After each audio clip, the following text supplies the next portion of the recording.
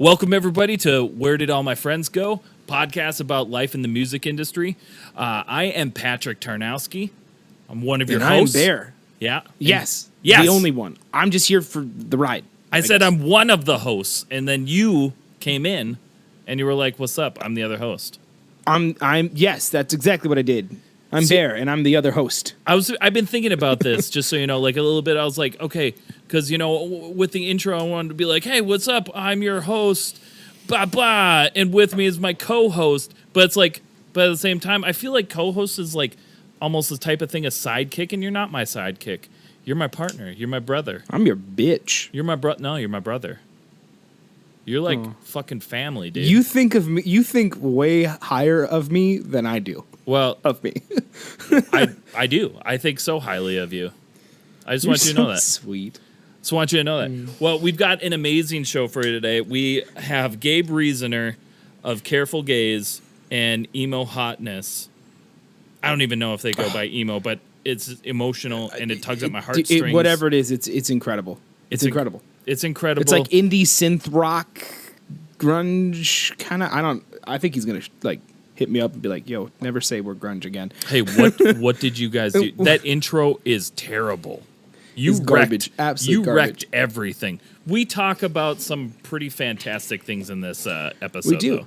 But honestly, before we actually let you guys in on the episode, we do want to say something real quick here.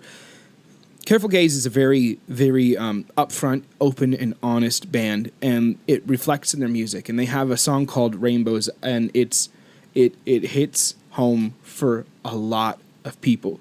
So the first half of this episode is the tone of it is a little darker, but we ask you to stick through it because it means so much to so many people out there, and even if you're not going through something right now, like there are thousands upon thousands upon thousands of people who are. So we ask that you stick through this and then go listen to their song Rainbows to help understand a little bit of like what we're talking about and why we're talking about it. It does pick up a little bit in the second half just because we want to like make sure that you guys are enjoying the podcast, but we also want you to understand that this is a very real podcast and there are very real people out here going through these extremely hard situations. So we ask that you listen to Rainbows. We ask that you keep an open mind and that just enjoy the podcast, really. That's all I got to say about that. Let's get into it.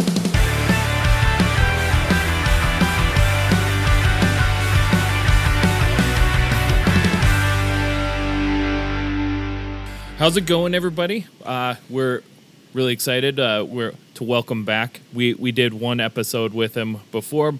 Things got mixed up, so now we're coming bigger, badder, stronger. And sexier. Sexier with Gabe Reasoner of Careful Gaze. That's right. Hi, I've been Gabe. through a lot since I was here. I've been out on the road. It's been crazy. So glad to be back. Yeah, you what's guys. that Thanks big for time having me. Minneapolis producer life like? It's always busy. I just try to, give people my knowledge and do what I can. Dude, You know what? I like that.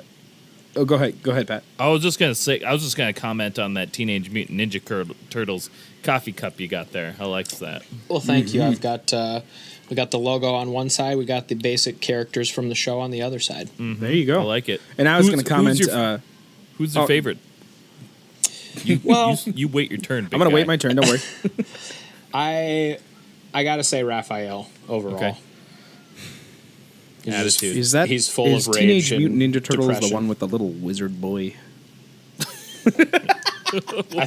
I think you might be thinking of Avatar.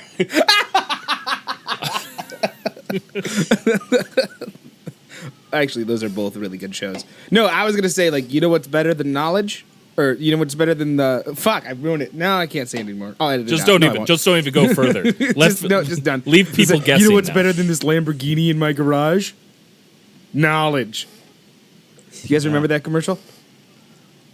No. Nobody I'm remembers that. sorry.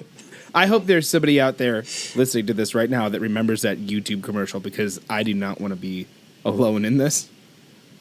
And I'm very much alone in this right now. I hope somebody can make you feel connected. Yeah, me too. Anyway, I should have just not said anything. Okay, back to Gabe because that's what this is all about. Okay, Gabe, tell us about the humble beginnings of Careful Gaze, you know, before becoming this emotional heartthrobs that you are now? I thought you were going to ask me the humble beginnings of TMNT, and I was like, shit, I don't know. I don't know him that well. Careful Gaze. So it actually started a long time ago under a different name. In 2013, the band that I was just in like a shitty synth-based hardcore band, and it broke up, and I was like, well, what do I do now? Naturally, I will make like synth post-hardcore indie music as one man and do everything myself live. Right, that's the most logical course of action. Right. Nice. So it was this strange spectacle of me like running around and yelling and singing and playing piano and playing drums, and it was just it was like an experimental time, and it was a lot to maintain. So I gradually added members, and we were a bassless rock band for a while. That was a dark time. It was very just depressing. We opened for Let Live with no bassist, and I'll never forgive myself for that. No. But they still liked us, so at least they said they did. They were probably not being honest, but they were being nice.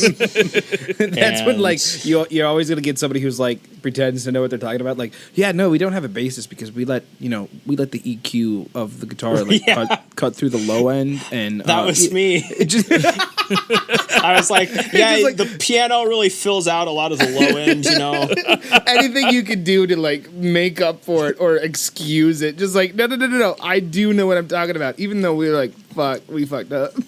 It's just like, actually, the only bass player I know is living in Colorado right now. And then that bass player moved back, and so then he joined the band, and that's Aslan. He's still in the band today. And he doesn't play bass though right now, does he? He does again now.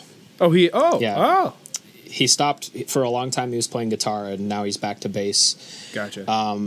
And I do nothing now, and how's that's that feel? pretty cool. It feels pretty good. Just it's the got voice to be of the a band. little freeing, huh? Yeah, it's absolutely freeing. So in 2018, we decided to change the name to Careful Gaze to just kind of like rebrand, and we had just moved up to Minneapolis and stuff, and then we just kind of have been grinding out albums and songs ever since then. That's awesome, man. That's awesome. And Careful Gaze, you guys have something very, very unique and very specific, and I am here for it. I'm like absolutely here for it.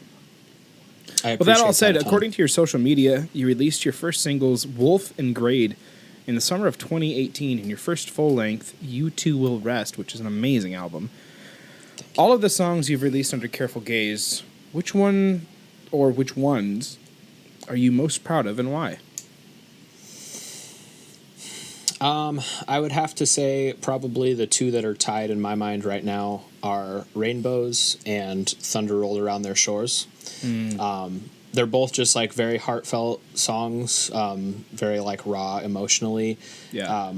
Rainbows just like with the subject matter being what it's about, and like seeing how many people have connected with it, and like all of it sounds like cliche, but like all of the messages we've gotten from people that are just like, hey, I was in like a really, really bad place, and this song like helped me a lot. So it's a huge song. It's huge. Mm-hmm. It's incredible. But like, I mean, how do I say this without like being like trying to, how do I say this? It's like that song is so good, and the fact that you've received so many messages on the fact that it's connected is awesome. But it's so sad that that's the case. You know, does that make any sense? Like, does that have any like actual weight on you as a person writing something like that has the message of equality and freedom of expression and even the message of coming out and being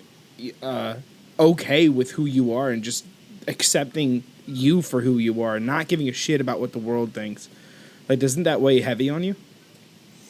Yeah, definitely. I think it's just it weighs heavy, and it's also I guess like for me, confirmation that what I'm trying to do with music, which is give people a space to feel comfortable and feel safe in genres that maybe they didn't previously always feel that. It tells me that I'm on, I guess, the right track, because like coming from the environment that I grew up in and having the friends that I had, like I knew that was a struggle for a lot of people, and kind of seeing that confirmed, it is really heavy. And it's also like, I'm glad that, seeing as that's as big of an issue as it is, that, you know, it's not just me, but that there's other people that can talk about it and, you know, give people a space to be who they are and not feel like they're trash just because their family or friends tell them they are. Absolutely. And I think that's the most important thing. And, you know, real quick, like, if you guys don't know, Careful Gaze is not only like an amazing band, an amazing good, like, group of people. They put out some amazing music with truly heartfelt and thought out messages. And if there's anybody out there like struggling with personal identity or any kind of depression or just negative thoughts about yourself and how you view the world, hit up Careful Gaze on their social media. Like, you're gonna hit them. Like, you're gonna talk to them.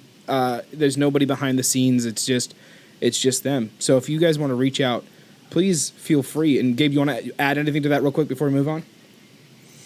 No, you hit it on the head. Yeah, like, absolutely. That's like the whole point to me is if we can make connections with people that are like, I found something in this, and, you know, I can connect with those people and also like see what they do in their life. Like, that makes me happy at the end of the day. Absolutely.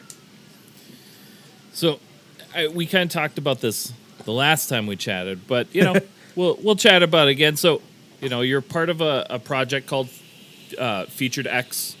Yeah.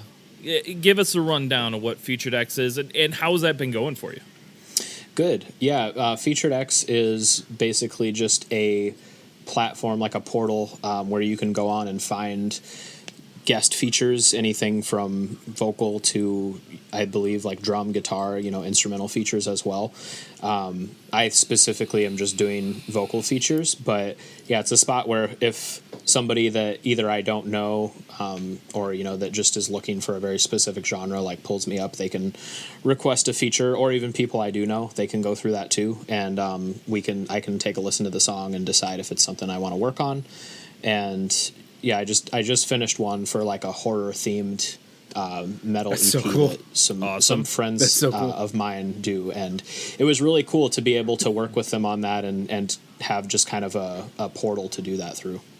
Well, you've also released songs under like Gabriel Reasoner and Piano Stairs. What sets these projects apart from Careful Gaze? Definitely, those are more just kind of like stripped down personal things. And I don't know if you just heard Aslan, but he just like let out a war cry downstairs out of nowhere. I heard him. But I hope it came through. I hope it came through because that'd be so cool. I'll see if I can like pinpoint it and like blow it up. I just saw that register on the waveform, so I'm pretty sure it's That's awesome. Right on. But I know the solo stuff, Piano Stairs, was something I did for a little bit, and it kind of ran its course, and I decided to sort of retire that one. But Gabriel Reasoner is just like anything that doesn't fit Careful Gaze that I feel like is either just like so personal that it doesn't really have a spot in the full band, or it's just like such a stripped down idea that I don't want to like try to bring it to life as a full band thing. Yeah. That's what I use to release that now. So sort of just like an additional creative outlet, which honestly, like, we've been so busy lately, I haven't even really had time to have that as an outlet. So I guess that works out in some ways. Like, it's good to be busy, but I do enjoy doing the solo stuff. That's awesome. And I enjoy when you put out solo stuff. Like, I listen to all of your stuff. Dude, I can't tell you how many times I've like had like depressed and listening to Arcade Fire in my car at 1 in the morning. Like, and I just like will just like jam to it like all the time. It's so good. Plus, I miss seeing you guys live. Like, anybody out there listening, if you haven't seen Careful Gaze live, it is not only like it's a concert. Yeah, it's an experience. It's exactly what I was gonna say. It's straight up something that I've never like seen any band like that compares to what they do. And I know that sounds kind of dumb and almost a little cliche, but like you guys, and I think anybody like who knows you can attest to this. You have such a like clear direction, but also a very narrow niche of where y'all fit in, and it's executed perfectly. And so when I say there's no other band out there like Careful Gaze, I absolutely mean it. And that's from you guys' music standpoint to your concerts. Man, like anytime you guys are in the area, I'm there. because you put on an experience and it blows my freaking mind. It really does. Thank you so much. That means a lot. It's good to know that it translates well, because you guys know, being performers, like, it feels very different being up on a stage than obviously what it feels like being out there, like, witnessing something like that. So it's good to know that comes through, I guess, and like translates into what we want it to be, and it's not Absolutely. just like, wow, this is awkward as hell.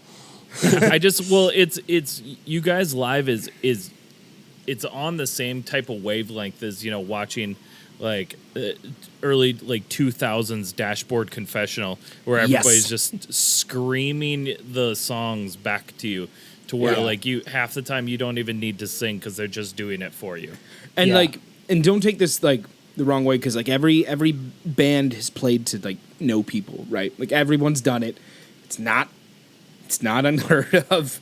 But like when you get, let's say you only get like 5 people to come to your show, you better fucking believe all 5 of those people are singing every damn lyric right on back to you. Now, I haven't seen you guys ever play to 5 people. I've seen you guys play, like we played the Garage, and we had, it was like 100 people there.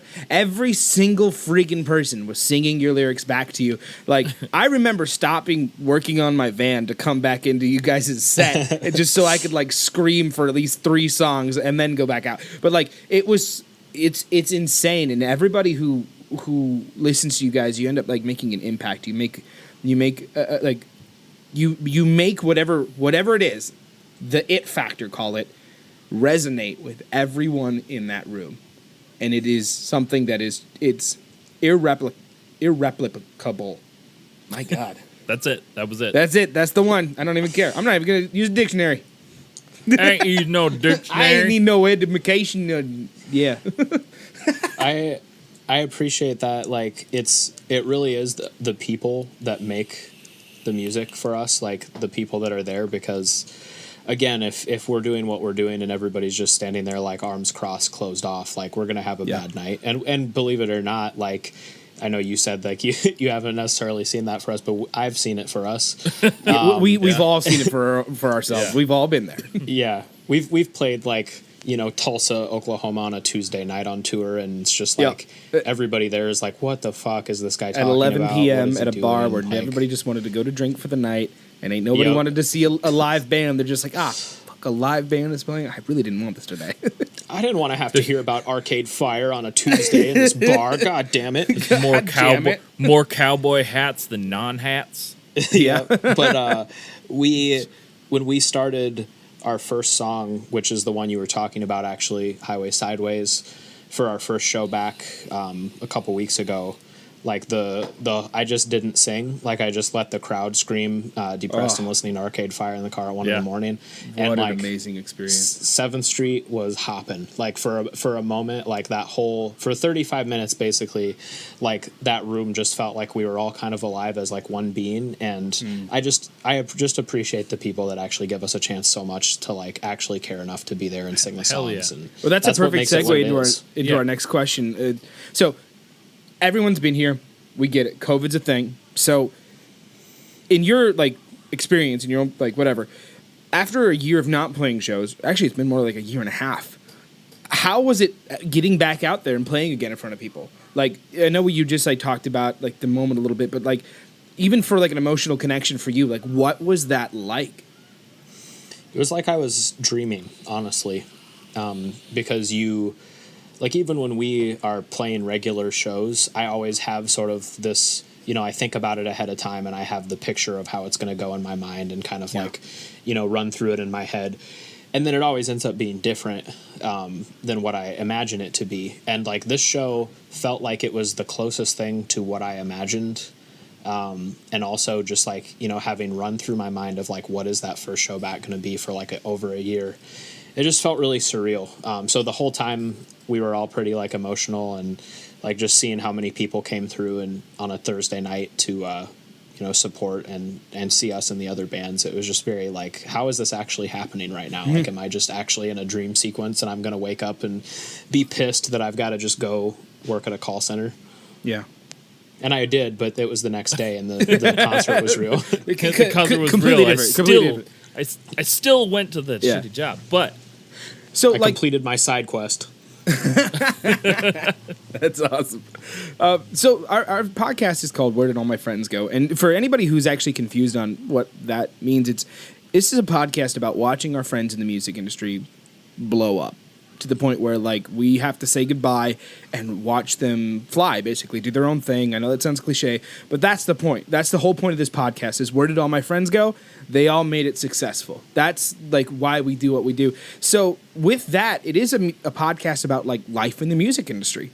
So what are some tips and tricks that has either gotten you to where you are today that you can give to another listener, or even just share what it's like to be a band in the modern independent music industry that you're in right now? I always have such a hard time giving advice because I always tend to question whether or not I'm someone that should give advice. Where I'm like, am I the like example of success that people would want to actually follow? I don't think so, but I will say we've done things the wrong way a lot of times. I think as far as like what it's like, I think it's every day is sort of a battle to like poke through with the algorithms and like just the constant wave of everything going on the internet, from news to memes to other bands and all of that. And so you really have to try to create something, I think, at this point that is going to be one of two things. It's either going to be straight up just cookie cutter, like exactly formulated correctly so that people will like it. And with that one, you might maybe feel like you've lost your soul a little bit, but it'll probably catch. Or you can try to just, make as genuine a product as possible so that there's no way if someone sees it, they won't be like, wait a second, like, let me turn everything else off in my, feed for a second and actually pay attention to this. Yeah. That's what we've tried to do, is just not like bullshit, not pretend that we're anything we're not, just create stuff that resonates with people and that we truly believe in and truly feel like we put our soul into. And also at the end of the day, to like not take the whole song and dance of being in a band too seriously. Like, I mean, if anybody follows us on the internet, like they know that basically our account, like our music is sad as fuck, and then our social media is basically like a parody account. It really is. Because I've seen so many bands where I've seen them just like trying to like play that role, and it's immediately kind of turned me off because I feel like they just stepped off of a tour bus in their mind. But they are just playing those shows to the 5 people with their arms crossed, and they are just playing the shows to like their 20 friends still, but they're like in their mind they just played to like 1,000 people. And I don't know, I feel like just trying to be as genuine as possible, and also admit sometimes that the time we are in is weird as hell. Like it's really weird to try to be in a band and cross there's all no the reason to bullshit boxes, right. Like, yeah, especially especially now, like people aren't looking, and maybe this is just my personal experience, but people aren't looking for fake. I don't open up my Instagram to see what celebrities are doing, so that way I feel a little bit more confident in myself. And I'm not trying to like diss on that if that's something that you do, but I feel like more people here are looking for, are desperately grasping for something real, for something to connect to, and you're not gonna get that by coming out here and like acting like you own the place. You know what I mean? Like, egos don't make a band, and if that's what you think does make a band, well, I mean, I guess more power to you, but you're a douchebag. And you're wrong. And you're wrong. I mean, I don't know. There's a lot of people there's a couple people that I know that have made it, and they they have egos, and it's like, all right, good luck to you. Like, genuinely wish you the best, but I don't really want to be near you. And I think that's true for a lot of people, because we just want to surround ourselves with people who are real, people who are kind and genuine. And I think Gabe, I think you and the rest of the boys in Careful Gaze like emanate that with perfection. Thank you. I really appreciate and with that, we're going to take a quick commercial break, and we'll be right back after this. Do you want to scare the shit out of your 10-year-old past self? Then you need to get a tattoo. A bad one at that. Yeah, not just any tattoo. The shittiest fucking baddest tattoo you can possibly think. And don't worry, whatever you're watching, which it probably isn't appropriate, you can keep. Just click that new tab button, Google search bad tattoo / scare yourself / what the fuck / how the hell did I get here / where did all my friends go podcast / careful gaze / the fuck. And welcome back. So now we're gonna move on to our next segment, which is our obscure question segment. This is where things get a little less Obscure? serious, a little less serious, a little obscure, A little obscure. and we'll just have a little bit of fun. So I'm gonna start you off. You can answer these truthfully, facetiously, however you want to answer them. And I'm just want to let you know, I said facetiously correctly. Okay, I did it. I didn't need a dictionary. Proud of you. I did use a thesaurus and move my way forward, but that's a different thing. Okay, Thanks, buddy. you got it. I'm proud of myself over here. I'm proud of you. All right, Gabe. If you could only bring back one article of fashion from the pop punk emo glory days, what would you pick, and why would it be studded belts with the famous Stars and Straps belt buckle? Oh my God. I feel like, okay, so I was a church kid and I was drumming for church one time, and I was like the really awkward kid that tried to make an Under Oath shirt look cool, but I actually just made people probably wish that they didn't listen to Under Oath when they saw me. And so I just remember I was like getting ready to play, and I walked into the bathroom and I saw this guy that looked like he stepped just straight out of a Hot Topic ad. And he had 3 of those belts. He had not one, not two, but the triple belt, just like Trifecta. gradually making its way like further sagged and further more loose. And they all had like the heavy studs on them. So I guess I would specifically bring back the trifecta, the trinity of belts, the Father, Son, and Holy Spirit of beltery. the holy belt trinity. The holy trinity of the belts. So my question to you then, off this, is what colors would they be? You know, I feel like we'd have to have a hot pink one in there. Absolutely. Obviously. So, okay, I feel like what would really make the most sense is a hot pink one in the middle. We've got a black one on top, and then we've got like a white one that's like the furthest down. You read my mind. Those were the colors I was picking. Like, absolutely. The only other acceptable option would have been purple, but that's about it. The white, it's like the white that's somehow brighter than the eyes of God, and you're just like, how did you actually create a substance that is that bright? See, I think there's a story in the Bible where Moses gets to see like where Moses picks up a studded belt. Well, he sees God's robe and he like turns his face white. I really think it was God's studded belt. That's all I'm saying. It was probably he saw emo Jesus and was like, "Holy shit, here we are, the promised land." Jesus, where'd you get that studded belt? Why are you ripped? Hotteth topiceth. God's trying to talk to Moses, and Moses is just like, maybe we, why don't we? And God's just like, hey, if you could just shut up with the Under Oath for a second. and for that reason, I'm keeping you out of the promised land for 40 years. And you can't see it, but then he just like swoops his hair. And he's just like, whatever. I'm out of this town. I'm sick of this town. As a Jew, this is really fucking funny. So I guess there needs to be some sort of like there's the Message version of the Bible, but there needs to be like a pop punk version of the Bible, like an emo message Bible. Can we hold up? Can we all 3 of us write this? Can we? Yeah. Can we I'm write so down. The pop punk Bible. All of the disciples just end up joining cursive. and their names are all just replaced by famous pop punk lead singers.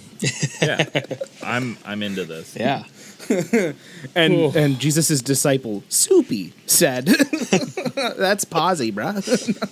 I've been trying to figure out how I can profit off of religion in a unique way, and now I know. And now you know. We're in. Well, this everyone to win else it. is doing it in a very non-unique way. So let's mix it up a little bit. See what we Fucking get. Moses just parted the PBRs.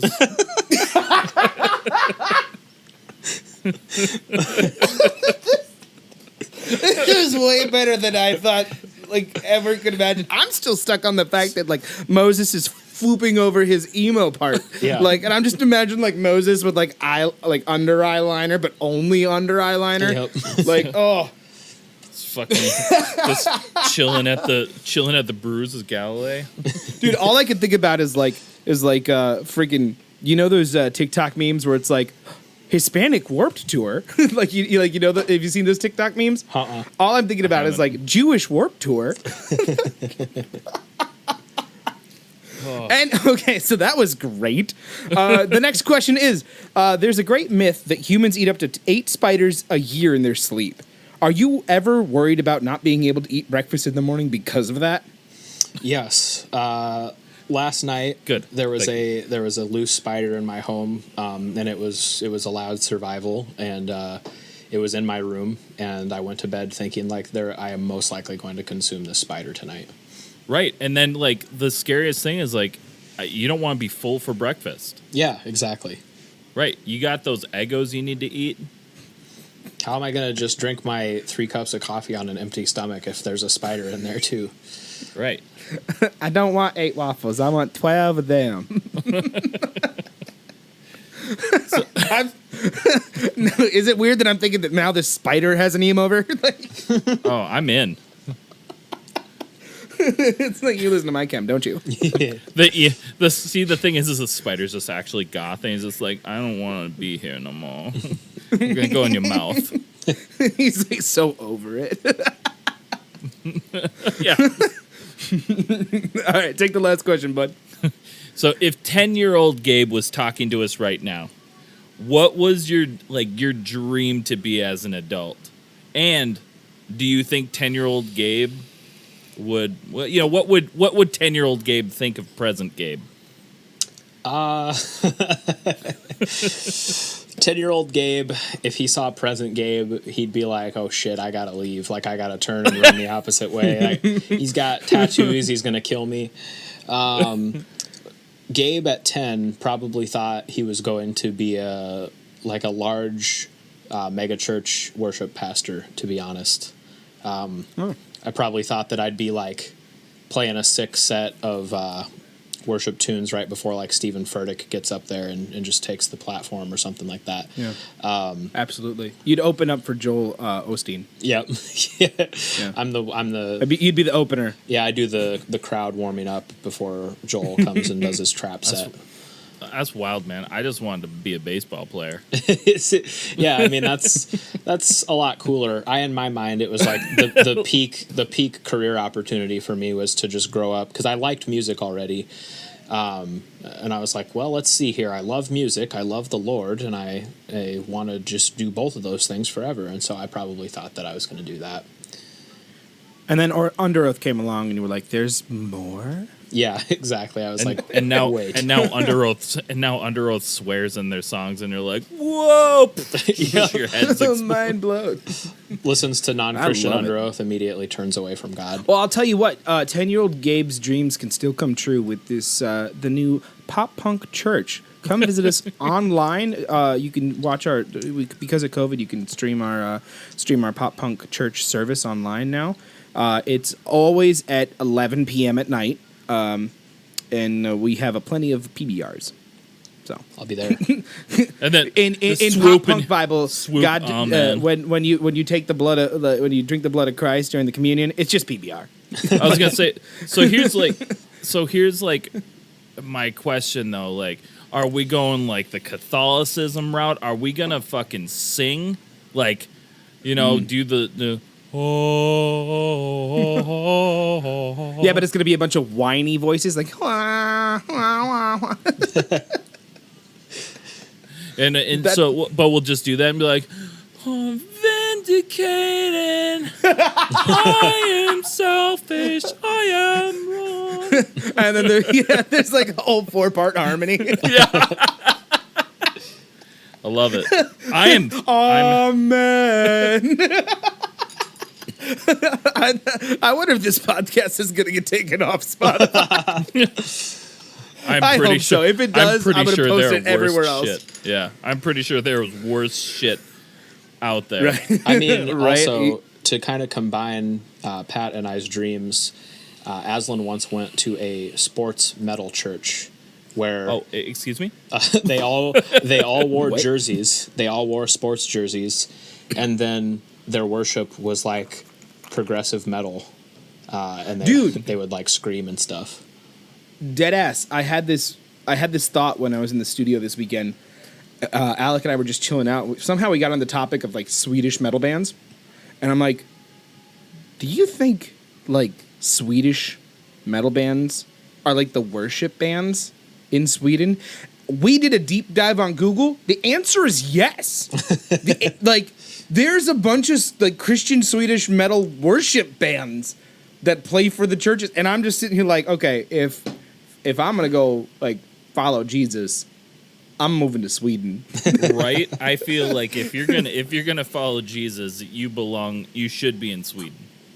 That should be their motto. If you're gonna follow Jesus, you belong in Sweden. Well, thank you. Sweden. You guys just leaked the title of our next album. I appreciate that a lot. Damn it! But like every single church, like their name, like like the Church of the Nazarene or whatever, like or the First Catholic Church. All of the fonts are all like horrible metal band fonts. like oh, what church is that? I can't read That's it. Church of Mastodon. Is that the Church of Meshuggah? And then the Jews come in. It's Meshuggah. That's the Church of Meshuggah. Meshuggah. I would right. I would pay also to see a Jewish version of Meshuggah called Meshuggah. Like, holy shit. Dude, just imagine like the mega church pastors of Sweden. Just like the Swedish equivalent of Joel Osteen, like with the whole like metal band. Like, I'll be honest, I might tithe to that church. Yeah. 10 out of 10 would tithe. 10 out of 10 would tithe. That's my next tattoo. All right, let's move on to our next segment. Pat, you want to take us into the segment, or do you want me to get it? You choose. I don't give a shit. Sure. So, well, we got one segment left for you. This one's called Rapid Fire Questions. Oh, no. Basically, it's all off the cuff. We're just gonna ask you the questions. Speak from your heart, gut. Don't think. Just answer. Okay. Are you ready? I'm ready. Okay. Pizza or tacos? Tacos. Blink-182 or Green Day? Blink-182. Travel or stay inside? Stay inside. Introvert or extrovert? Introvert. Favorite shade of red? Carmine. Ice cream or frozen yogurt? Frozen yogurt. You did it. Wow. That was it. How do you feel? I feel pretty confident in my answers. I'm just happy you didn't get stumped on favorite shade of red. That is my goal, is to stump with that one. Well, in our song, our last single that we put out, I talk about the shade of red, carmine, specifically in the lyrics. So I that was a little bit of a cheat because I had it ready to go, like ready to fire. That's true. That's Next Dark Dawn, right? Yeah. Yeah. God damn it. That's fair. And to be, I didn't even think of that. I didn't put two and two together that you would be like a professional shade of red person. It's a little bit of a double meaning because it's carmine in the streets. So you could interpret that as like a car mine in the streets, or you could interpret it as the color red in the streets, which is what I originally wrote it as. But it sounds like both. Dang. Wow. That's deep. Yeah. That's so fucking cool. Like, that is so cool. Fuck. He's just like, fuck, you're cool, man. Dude, like, you ever seen someone who's like too cool for school? You're like, you're a douchebag. Like Gabe is too cool for school, but like he doesn't know it. I haven't gotten my free belts on yet. and Bear's just sitting over there being too school for cool. Dude, I don't even school. That's right, I don't school. I was homeschooled. I should fix that. Same. I don't like to think about it, though. Pat, you're supposed to lie and say you were homeschooled so that it seems like we all three were. So it helps. I was 100% public school, you know, when I went. And that's why you're more well-rounded than I am. I mean, no. No. Well, that was it, man. You did it. That was the podcast. Nice. Thank you guys for having me on. Absolutely. Before you go, we want you to go ahead and plug your band, promote anything that you got coming up. No hard dates, though, because we're not quite sure when this podcast is actually going to come out. But like, plug your social media, plug where we can find you, and then also tell us what's next for Careful Gaze. Yeah, you can find us at Careful Gaze on all social media. We are in the process of, we have a full-length album written, so we're just kind of refining that, working on making sure it's the best it can be before we go in and record it. So in the meantime, we'll be having another standalone song come out in the fall. And you can find more info on the band in general at carefulgaze.com. That's awesome. Thank you so much for hanging out with us. Again, this one is going to be great. Absolutely. This one the last one so much better. The last one was great too. But it was, but we just weren't funny. Like, you and I didn't know what we were doing. We're still not funny. We're fucking stupid. No, I'm not funny. No, I'm just here. I'm just here trying to look good. With your 3 Hot Topic belts. Dude, I think we should just take promo pictures together. The 3 belt band. Yeah, there you go. No, I agree. I agree. The holy trinity of belts. All right, Gabe. Well, thank you so much for coming on this podcast. Guys, this has been Where Did All My Friends Go? A podcast about life in the music industry. And we've had an amazing time with Gabe Reasoner from Careful Gaze. Please go check them out. They're so good. Gabe, anything last you want to say? I love you all. Love you too, buddy. I love you too. And that's it, which is how they end the Hawaiian Bible. They literally just say, that's it.